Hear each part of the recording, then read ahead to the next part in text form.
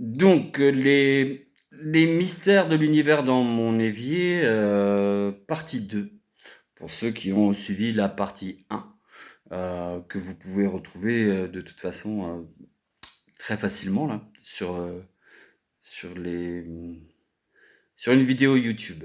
Donc, à savoir que c'est la masse qui produit la gravité.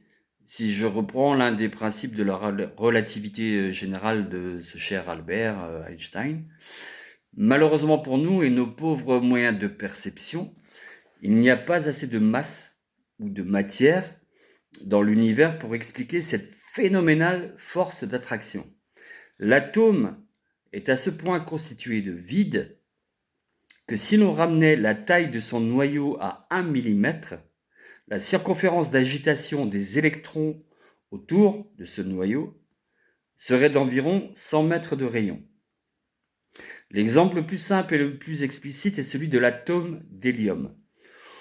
Pourquoi? Parce que cet atome d'hélium est constitué donc d'un noyau lui-même constitué d'un seul proton et d'un seul neutron. Un seul électron a gravité autour de ce noyau.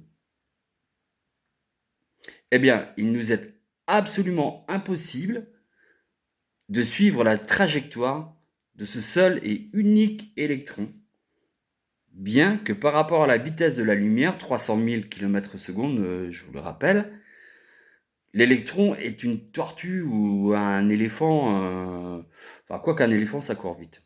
On va dire une tortue, c'est-à-dire qu'il se déplace à environ 3000 km/s. C'est ce qu'on appelle le nuage électronique et ce que notre ignorance résume par la matière noire. Moi, je fais un raccourci, mais en gros, c'est ça. Ce qui soulève une deuxième question, pas si vertigineuse que ça quant à l'expansion de l'univers. Cette force mystérieuse en est à l'origine, mais selon toute probabilité, elle devrait s'épuiser. Comme toute forme d'énergie, si on considère que c'est une énergie, mais a priori, que c'est une énergie, mais a priori, c'est quand même la thèse la plus probable. Et donc, elle devrait s'épuiser, entraînant l'univers vers un mouvement inverse, la rétractation. Et donc, son implosion sous sa propre masse.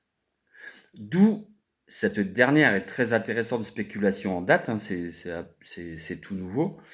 J'ai oublié le nom de cet astrophysicien qui a émis cette hypothèse, mais c'est très intéressant. Bon, vous pourrez le retrouver sur Internet. Donc, d'après ce physicien, cet astrophysicien, le Big Bang que nous considérions jusqu'ici ou jusqu'il y a peu comme l'origine de tout et du tout, ne serait qu'une pause identique, je pourrais dire, à celle du souffle une pause identique à celle du souffle entre expiration et inspiration. Ce qui veut dire très poétiquement que l'univers respire, inspire, etc.